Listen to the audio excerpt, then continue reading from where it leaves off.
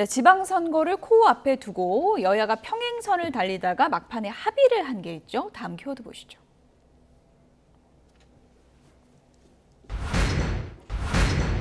오늘부터 소상공인에게 1인당 최대 1,000만 원이 지원됩니다. 사상 첫 60조대 추경안이 국회를 가까스로 통과를 했습니다. 지난 주말에 여야가 어렵게 합의를 했는데 서로 내가 통 큰 양보를 했다 그러니까 국민 입장에서는 누가 진짜 양보를 한 건지 잘 모르겠더라고요. 예.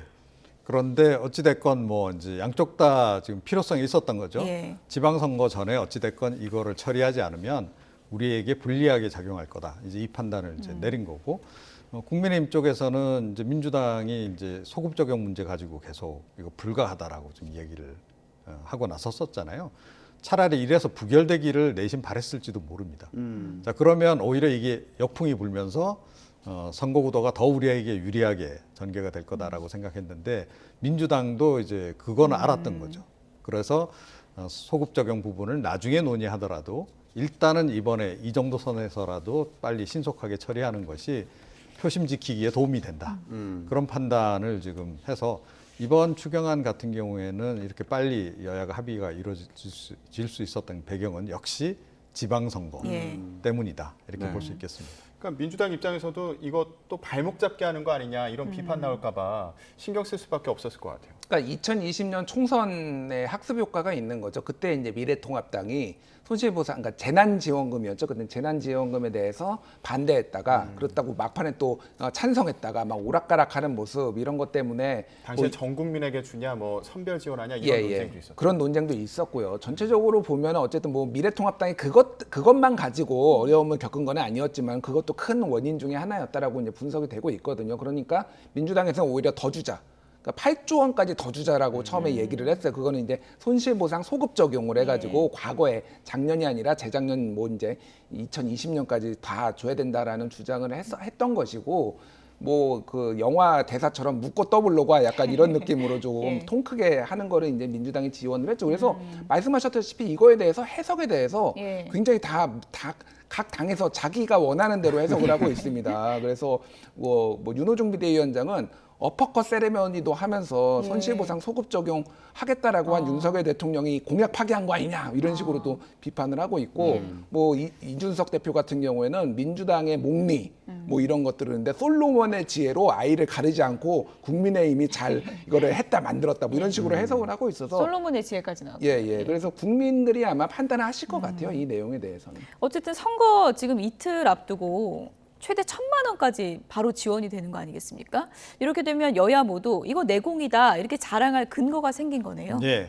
그래서 제가 보건대는 선거에 별 영향은 없게 됐다. 상쇄 효과가 지금 나버린 그런 셈입니다. 이게 조금 전에 말씀드렸듯이 만약에 이번에 민주당이 뭐 이렇게 반대를 하든지 해서 이게 지연이 되고 지방선거 뒤로 뭐 이렇게 표결이 늦춰지고 이랬으면 아마 민주당 쪽으로 굉장히 거센 역풍이 불었을 텐데 아슬아슬하게 민주당이 그것은 피했습니다. 그러니까 손실보상 소급 적용 같은 경우에는 이제 국민의힘 입장에서는 이게 이미 반영이 된 거다. 그리고 앞으로 협의하자 이렇게 했으니까 논의 과정을 좀 지켜봐야겠고요. 그런데 이 추경안 처리하는 과정에서요.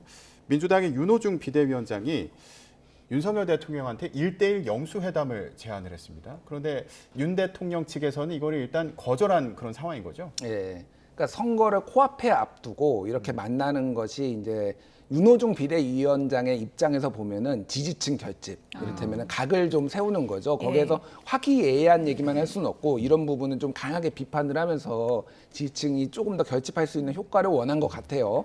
근데 윤석열 대통령 같은 경우에는 거부를 했죠. 그래서 그 전에 기억하시겠지만 김치찌개 먹자, 그러니까요. 소주 한 잔 이렇게 얘기를 했잖아요. 그러니까 얼마나 이게 만나는 게 힘든지 그때는 야당이 민주당이 반대를 그러니까 거부를 했잖아요. 사실상 거부를 했잖아요.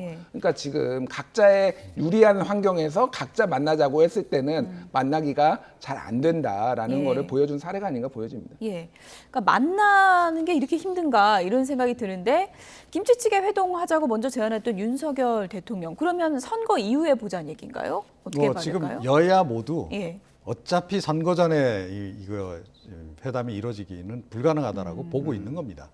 다만 이제 이걸 어떻게 보면 정치적으로 공세적으로 활용하는 거죠. 예. 그런 거고 제가 보건대는 뭐 어차피 이 회동 자체는 그러니까 이번 지방선거 끝나고 난 뒤에 지금 있을 수밖에 없다 이렇게 좀 생각을 하고 이번 같은 경우에 대통령실이 받기가 좀 쉽지 않은 것이 예. 사안을 딱 특정해서 추경안 그 소급 적용 문제 가지고 예. 논의하자 이렇게 나오니까 조심스러워질 수밖에 없는 거죠. 그리고 거기 그 자리에서 또 발언 또 잠깐 잘못하게 되면 또 이게 선거 개입 뭐 이런 식으로 또 민주당 예. 쪽에서 프레임을 들고 나올 수 있거든요. 그래서 그걸 좀 피하려고 했던 게 아닌가 이렇게 네. 생각합니다. 1대1 만남도 그렇고 영수회담이라는 표현에 대해서도 좀 거부감이 있었을 수 있을 것 같아요. 그러니까 영수회담이라는 게 예전에 대통령이 당 총재를 했었던 시절, 뭐 이런 김대중 대통령이 민주당 총재도 하고 그러는데 예. 이제 당정 분리가 되면서 지금은 원래는 안 써야 되는데 그냥 관행적으로 또 씁니다. 그래서 뭐 영수회담이란 거를 주로 야당에서 주로 영수회담을 하자고 해요. 대통령 쪽에서는 영수회담이란 표현을 안 쓰고 뭐 야당, 뭐 예. 각 당 대표 초청 이렇게 얘기를 하거든요. 근데 그만큼 대통령하고 우리가 맞상대를 할 정도의 격이 야당 지도자가 격이 있다라는 주장을 하기 위해서 주로 쓰는 건데 그것도 약간 지금 상황에서는 조금 대통령실에서는 받기 힘든 거부감. 그래서 아마 나중에 영수회담이 아니라 다시 각 당 대표 초청 이렇게 해서 김치찌개 먹자고 다시 예. 제안이 갈 가능성이 높아 보입니다. 예. 어쨌든 뭐 만나자고 한 걸 양쪽에서 지금 한 번씩 거절한 상황이기 때문에 다음에 누가 먼저 또 만나자고 할지 이 부분도 좀 주의 깊게 봐야 될 것 같습니다. 이종훈 정치평론가, 김준일 뉴스톱 대표였습니다. 고맙습니다.